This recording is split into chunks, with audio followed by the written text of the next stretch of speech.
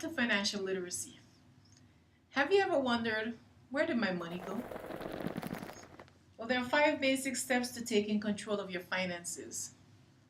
One is assess your financial situation. Two, set financial goals. Three, create a budget. Four, commit to a savings plan. And five, use credit wisely. And here's a tip for you. Successful money management is an ongoing process. It's not something that you just one day get up and do. It doesn't happen overnight. It's something that you put into practice and you perfect over time. Let's start with budgeting. I know budgeting is sometimes a dirty word for some people, but budgeting is actually a tool that can help you to reach your financial goals. First, with budgeting, you want to set your goals. You need to determine your income, all your sources of income that are coming in, as well as your expenses that are going out. At the end of the month, if your expenses are more than your income, then you have a problem. If your income exceeds your expenses, then you're in good shape. You want to track your daily spending habits, and there are ways that you can do that. You can use something as simple as a sheet of paper with two sides, one for cash, one for credit. Determine your savings. Savings is something we all put last, but it is something that we need to put first. You should save 5 to 10% of your income. Identify ways to decrease spending, and you may think that you can't, but there are ways. Stick to your budget and then review your budget regularly. When you create a budget, you should include things like your rent or your mortgage if you have that, insurance, utilities, your cell phone, your car payment if you have one, car insurance, gas, groceries, childcare if you have children, medical expenses, entertainment. See, this is where most people, when they think of a budget, they think entertainment is going to be left out. No, you should include entertainment in your budget. Your debt payments, savings should always be there. And if you're in college, then you need to include your tuition, book expenses, and college fees. You can create a budget using a simple spreadsheet, like Excel, or you can just keep track in a book, a simple notebook of your expenses and your income. Saving. Most financial experts will tell you pay yourself first. That's what a saving account is, paying yourself first. It should be a part of your budget. You can set it up with bank accounts where you can have automatic withdrawals from your checking into your saving if you have direct deposit for your paycheck.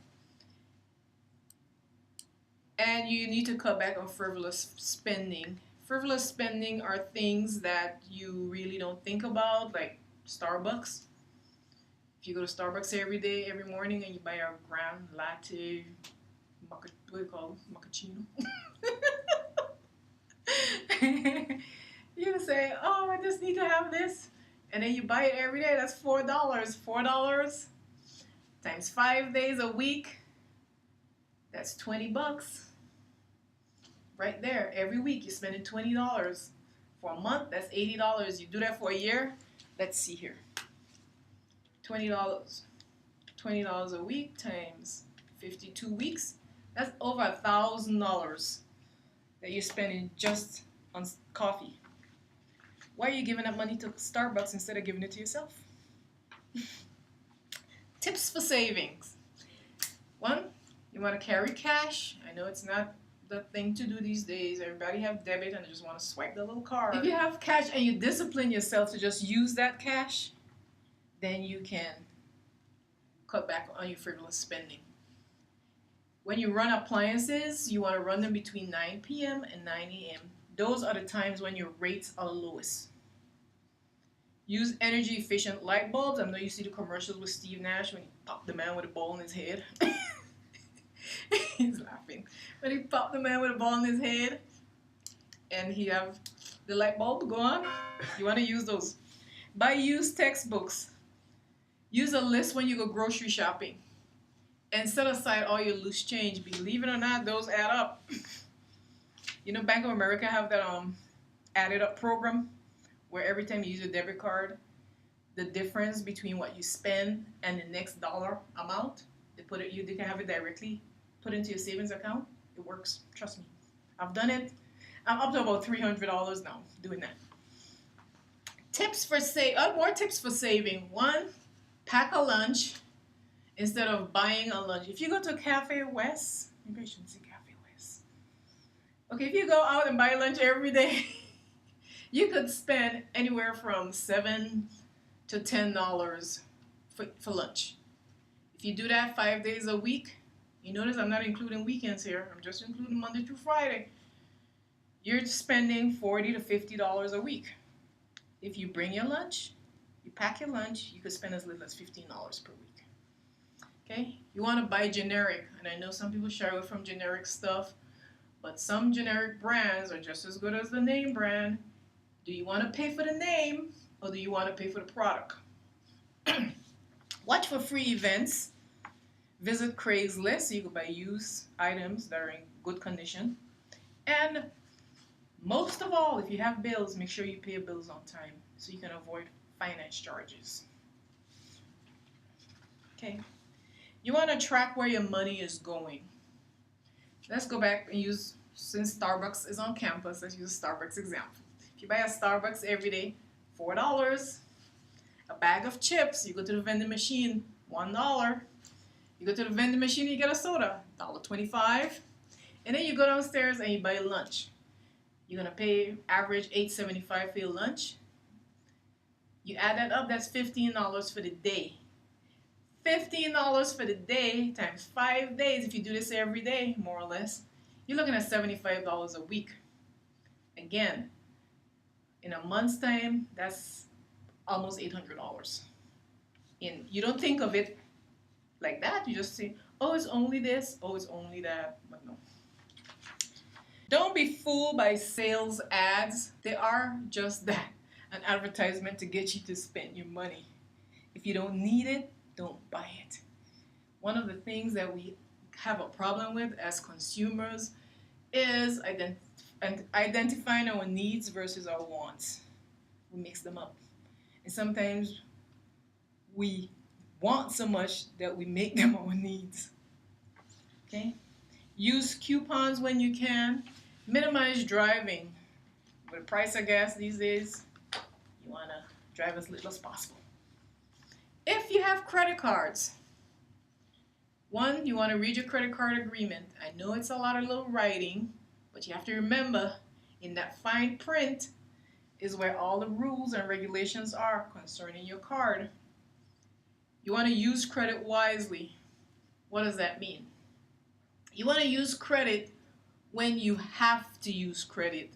You don't want to use credit for entertainment. You know, you don't want to buy tickets for $125 to go to a Suns game when you could buy some in the nosebleed section. You can buy some in the nosebleed section. Well, nobody likes to sit in the nosebleed section, but at least you were at the game. And you can pay $20. So see, 20 versus 125. You need to know your limit. That's another thing that people get in trouble with finances, is not knowing their limit, or they know their limit but they don't keep track of how much money they're spending. That's why it's important to track your spending. You want to use credit cards for your needs and not your wants. If your car breaks and you need to have it fixed, that is something you need to get done because you need your car to get around. If you want to go to the Suns game, that's a want. See the difference? Need to get a car fixed versus wanting to go to the game.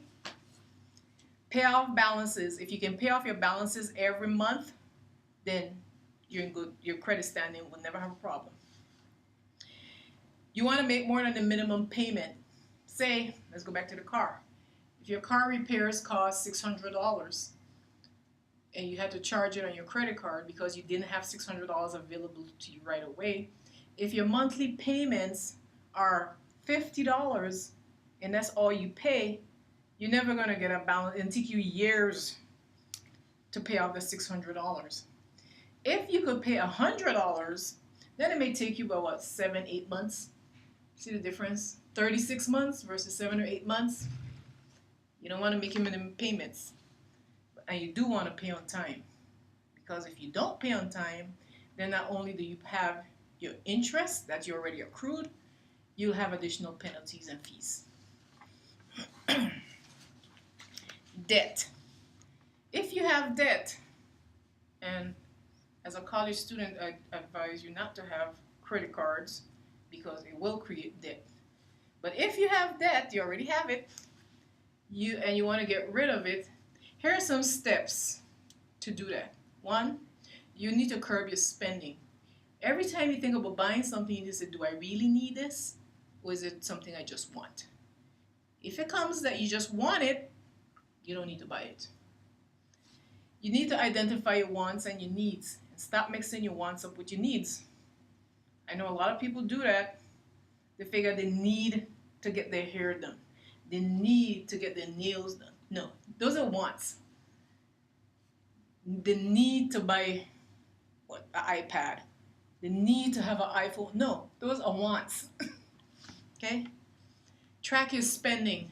As I showed you earlier, you can track your spending on a plain sheet of paper. You can just put by month, by week, what you spend each day.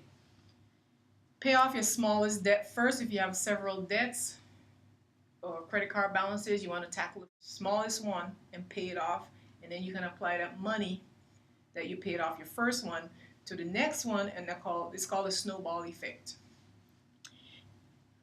And be patient. One of the things that we have as Americans, we're all in the microwave society. We want everything now. We need to be patient, and that's where savings come in.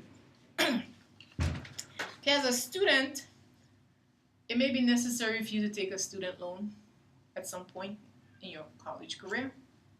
You want to try to minimize the amounts that you borrow.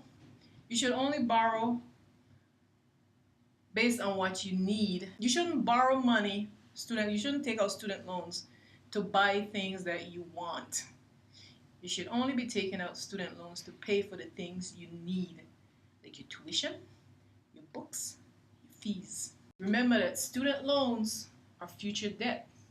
They will become due 6 months after you graduate. Okay? If you are offered 2 student loans, and loan 1 was for $5,000, loan 2 was for $7,500, which would you accept? Loan 1 can cover your full tuition and fees. Loan 2 can cover your tuition and fees and have you some leftover money. So which would you accept? The wise thing to do would be to take loan 1. Loan 2, you're creating additional debt, an additional $2,500 for yourself in future debt. The important things about keeping your finances under control are creating a budget, make sure you have a savings plan, minimize your spending, track your money. And the last thing before I end is I would like to encourage you to make a personal commitment in order to better manage your money. And you can make a commitment as simple as this one. The following references are provided for your use to help you control your debt or manage your money. You know, I had a professor one time that said, those of us who fail to plan are planning to fail. Don't want that to be you.